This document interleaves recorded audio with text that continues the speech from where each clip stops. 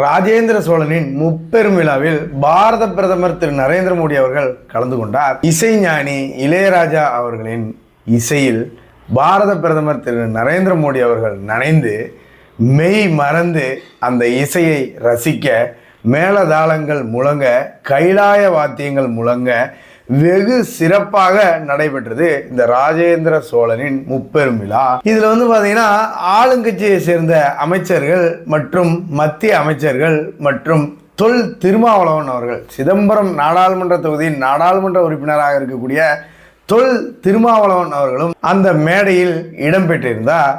அதில் பாரத பிரதமர் திரு நரேந்திர மோடி அவர்கள் உரையாற்றும் போது தனது உரை தொடக்கத்தில் வணக்கம் சோழ மண்டலம் அப்படின்னு ஆரம்பித்து, நமச்சிவாய வாழ்க, நாதந்தாள் வாழ்க, இமை பொழுதும் என் நெஞ்சில் நீங்காதாந்தாள் வாழ்க அப்படின்னு தனது உரையை ஆரம்பித்தார் பாரத பிரதமர் திரு நரேந்திர மோடி அவர்கள். வணக்கம் சோழ மண்டலம்,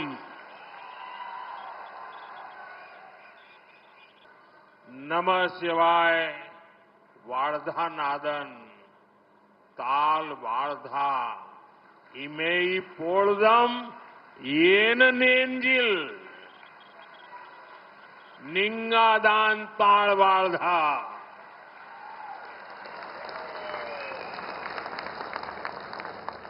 இதே வாசகத்தை எதையும் பார்க்காம, பேப்பரை பார்க்காம, துண்டு சீட்டை பார்க்காம நம்ம தமிழக முதல்வர் திரு MK ஸ்டாலின் அவர்கள் சொன்னார் அப்படின்னா, சொல்லிட்டாரு அப்படின்னா நான் திமுகவில் சேர்ந்துடுறேங்க.